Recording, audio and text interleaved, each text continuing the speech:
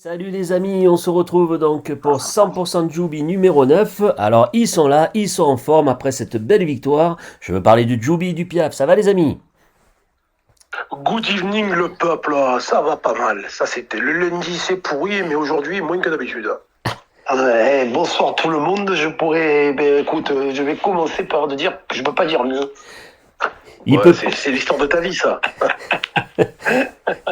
Alors bon, rentrons dans le vif du sujet direct, hein. Donc Toulon a plus que confirmé la victoire face au Racing en allant gagner à Clermont avec une fin de match intenable on va dire. Mais t'étais là-bas le Piaf?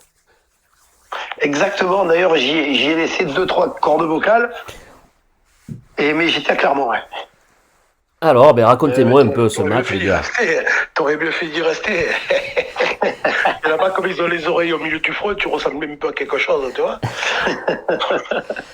Peut-être t'aurais pas dit ça si t'étais sorti à 23h, 23h30 là-bas. Écoute, fille, avec Joubi, surtout, j'étais plus dubitatif quand même que Joubi par rapport à cette compo qui avait quand même, moi je trouvais qu'elle avait quand même de la gueule cette compo. Mais j'avoue que Joubi l'a dit, et si on gagnait là-bas? Alors, Ah,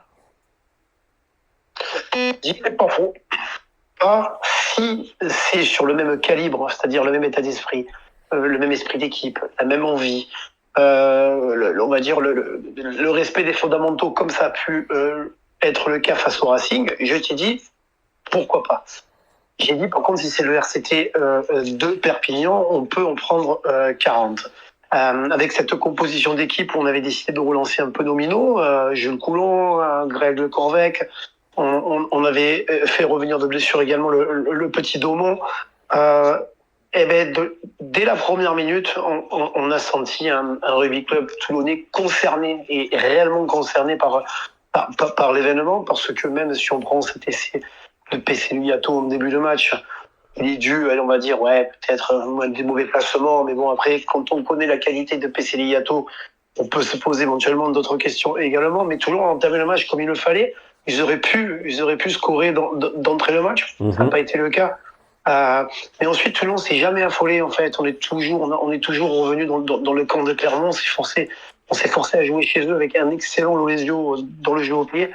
Et après, on a vu une troisième ligne. Alors, il n'y a pas que la troisième ligne. Je vais la mentionner un petit peu parce qu'on va dire que c'était peut-être le secteur, où on avait la chose la plus expérimentale, surtout face à des Yato, Fritzli et Kremer, et ils ont été excellents, et en plus on a perdu Tolofua rapidement. Alors je sais pas exactement ce que c'est, j'espère juste que c'est un protocole commotion. J'ai pas l'impression qu'il était blessé ailleurs, physiquement.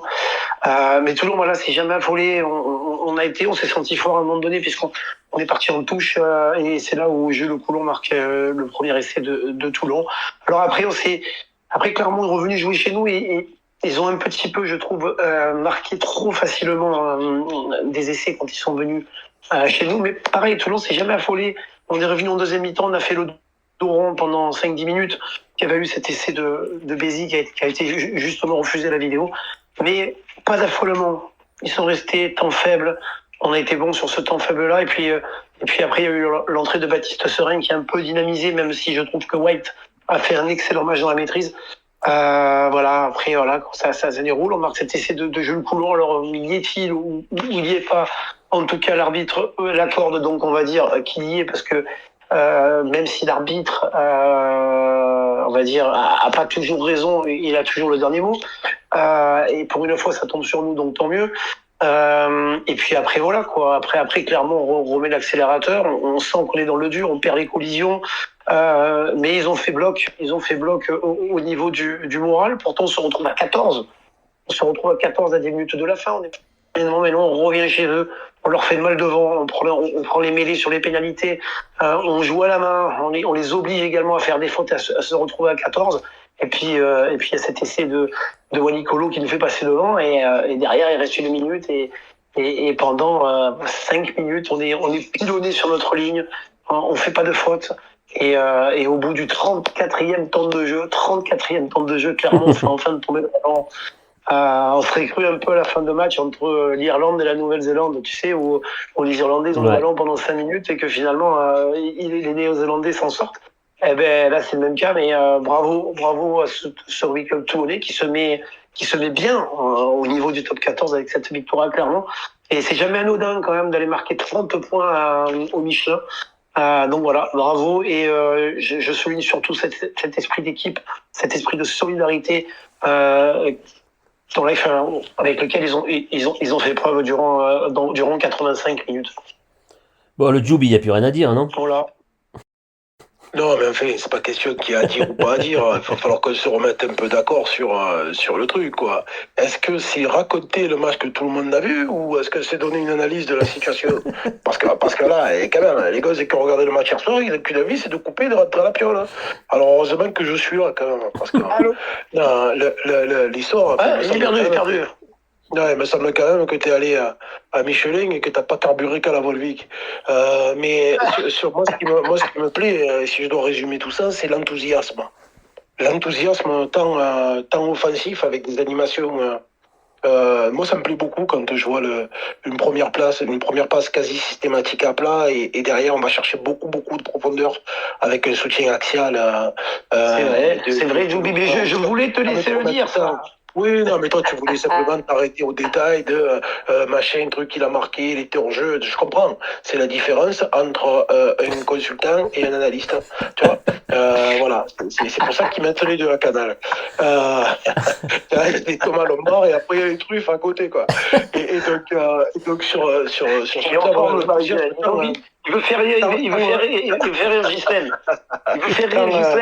Je me fais rire Ghislaine, mais elle ne se déride pas. Tant offensivement, parce que ça permet de remettre du... Tu sais, quand on attaque au rugby, c'est assez simple. Hein. L'attaque ou la défense, c'est une guerre sur le temps et l'espace. Quand tu as une passe comme ça vachement profonde, tu remets mécaniquement de l'espace et donc tu remets du temps. Et ça te permet d'analyser la situation et de pouvoir jouer plus facilement les extérieurs parce que la défense est montée, parce que derrière tu as le second rideau, le troisième rideau qui n'est pas encore en place et ainsi de suite. Donc ça, je trouve ça très intéressant. Et puis après, il y a eu enthousiasme en défense où systématiquement on est allé chercher du travail, quoi. C'est-à-dire qu'on n'a pas vu, comme on a pu voir à Perpignan, des gosses parfois un peu sénateurs, dédicace à Michel Bonus, s'il m'écoute, je l'embrasse à lui. Mais ouais, un peu une traîne de sénateurs où on fait pas trop l'effort pour aller compenser et ainsi de suite. Là, on a vu vraiment de l'enthousiasme. Je crois que c'est le maître mot de cette soirée, quoi. Alors, moi, je voulais juste vous poser une question par rapport à ce match. Bon, évidemment, après 79 minutes et 30 secondes, donc ils ont déjà vachement donné.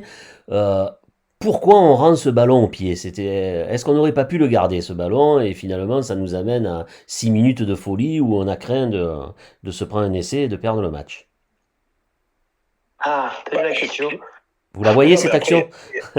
Oui, non, mais après, c'est de la poule de l'œuf. Tu passeras peut-être que moi, il est joué parce que, comme tu as pu le dire, l'aile, elle est un petit peu désertée et qu'on sait que Wanicolo, il va à 2000 km/h. Et il n'est pas loin finalement de le récupérer, ce ballon. Alors, est-ce qu'on la joue pour essayer de marquer un essai ou on se la joue en occupation? D'accord. Enfin, la question qui se pose, excusez-moi, mais c'est pas celle-là. La première des questions qui se pose, c'est est-ce que le jeu au pied est bon ou pas? Pour moi, il est bon. Et la réponse, il est très bon. Il est très bon. Parce que s'il fait 50 cm de plus sur un jeu au pied de 80 mètres, il y a essai pour nous. Donc c'est que le jeu au pied, il est bon. Donc ça, c'est la première des questions à se poser. La deuxième des questions à se poser, c'est est-ce qu'il fallait tenter le coup ou pas? La réponse est oui.